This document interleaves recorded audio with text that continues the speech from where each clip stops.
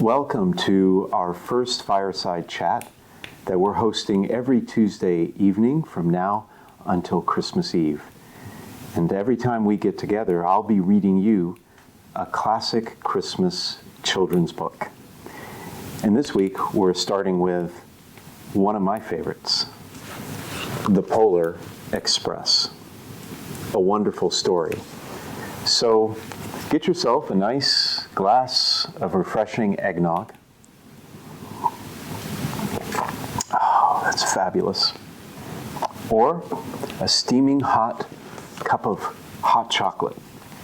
And sit back, relax, cozy up to our fire, and enjoy the story.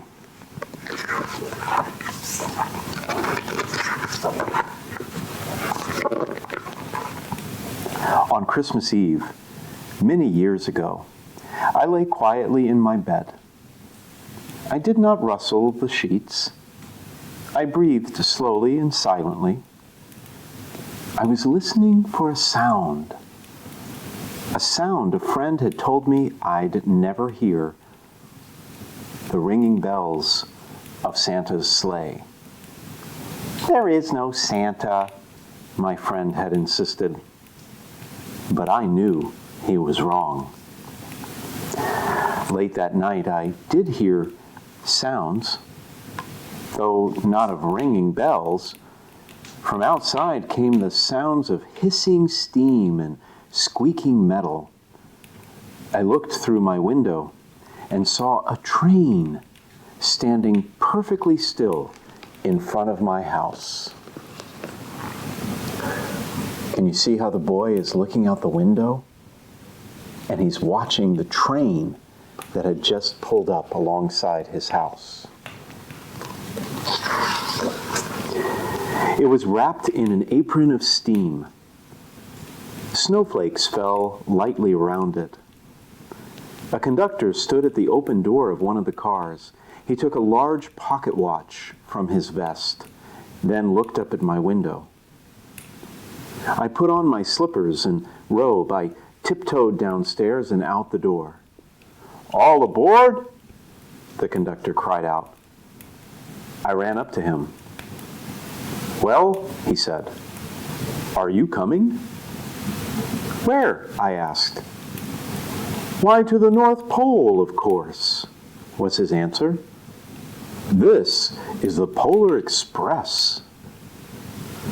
I took his outstretched hand, and he pulled me aboard. Look at that great big locomotive. It must have been very powerful and very fast to get all those kids to the North Pole in time.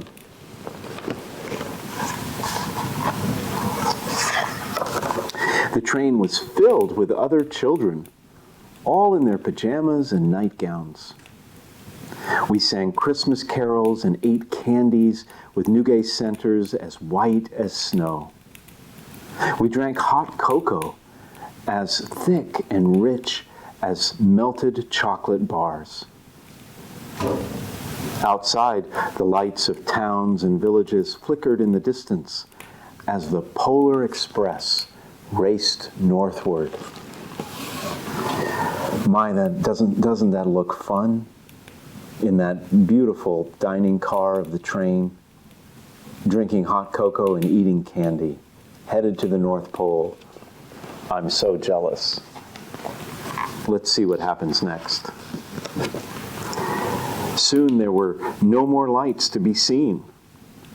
We traveled through cold, dark forests where lean wolves roamed and white-tailed rabbits hid from our train as it thundered through the quiet wilderness.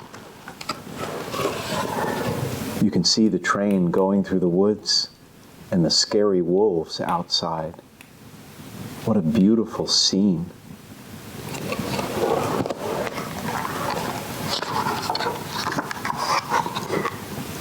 We climbed mountains so high it seemed as if we would scrape the moon.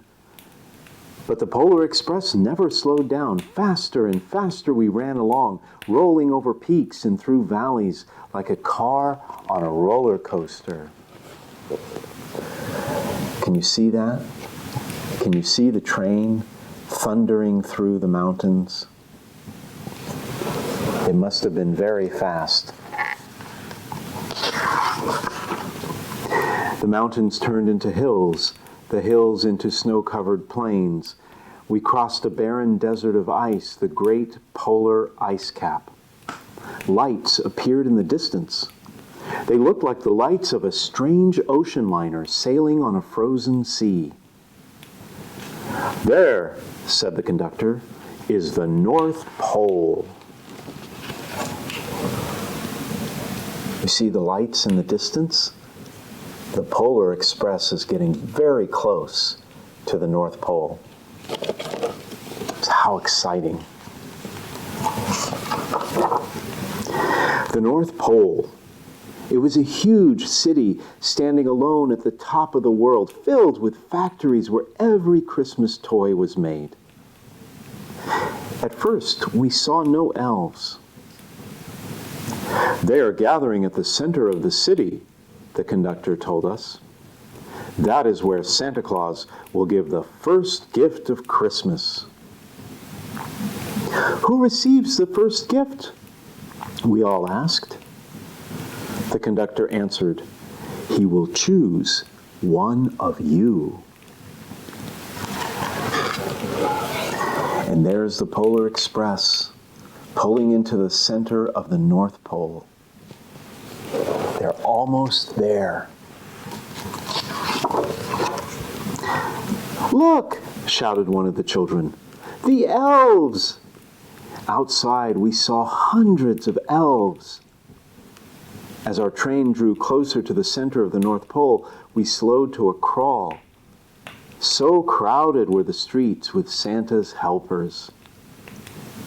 When the Polar Express could go no further, we stopped, and the conductor led us outside. You see all that red there? Those are the red uniforms of Santa's elves, all gathered together in the city center, waiting. What are they waiting for? We pressed through the crowd to the edge of a large open circle. In front of us stood Santa's sleigh.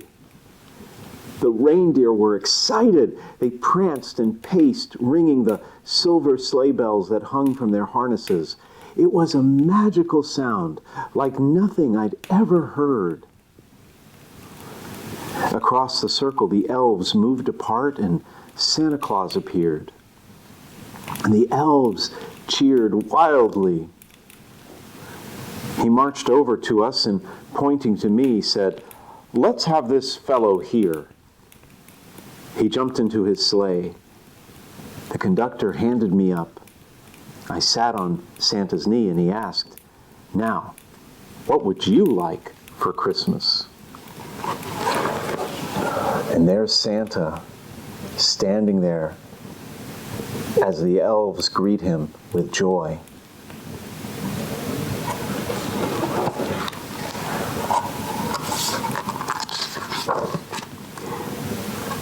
I knew that I could have any gift I could imagine, but the thing I wanted most for Christmas was not inside Santa's giant bag. What I wanted more than anything was one silver bell from Santa's sleigh. When I asked, Santa smiled. Then he gave me a hug and told an elf to cut a bell from a reindeer's harness. The elf tossed it up to Santa. He stood holding the bell high above him and called out, "The first gift of Christmas."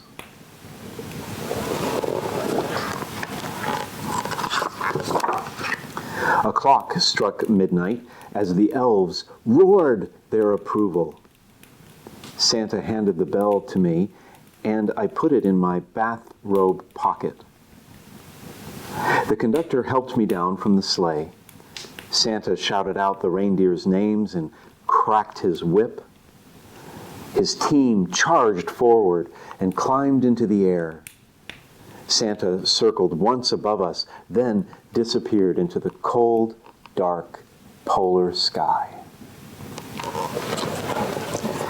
And there's Santa Claus and his sleigh taking off to deliver all the presents that he has to every child in the world on Christmas Day.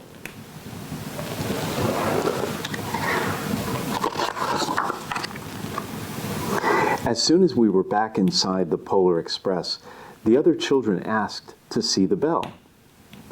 I reached into my pocket, but the only thing I felt was a hole. I had lost the silver bell from Santa Claus's sleigh. "Let's hurry outside and look for it," one of the children said, but the train gave a sudden lurch and started moving. We were on our way home. Can you see how sad the boy is? He's very sad because he lost the bell that Santa Claus gave him. I would be sad too, wouldn't you? It broke my heart to lose the bell.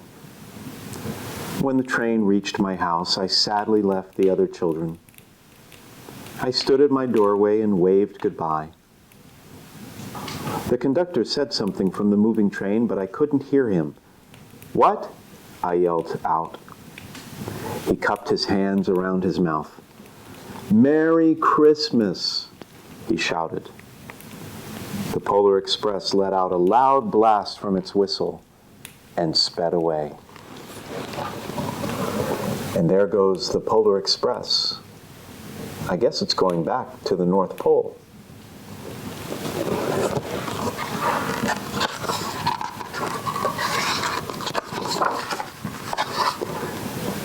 On Christmas morning, my little sister and I opened our presents. When it looked as if everything had been unwrapped, Sarah found one last small box behind the tree. It had my name on it. Inside was the silver bell. There was a note. "Found this on the seat of my sleigh. Fix that hole in your pocket. Signed, Mr. C." I shook the bell. It made the most beautiful sound my sister and I had ever heard. But my mother said, "Oh, that's too bad." "Yes," said my father, "it's broken." When I'd shaken the bell, my parents had not heard a sound. And there's the boy opening his present and finding the bell. I'll bet he was so excited.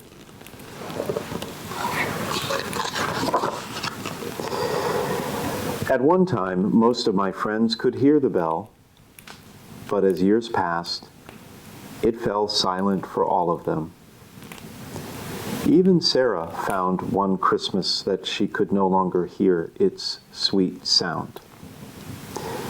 Though I've grown old, the bell still rings for me, as it does for all who truly believe.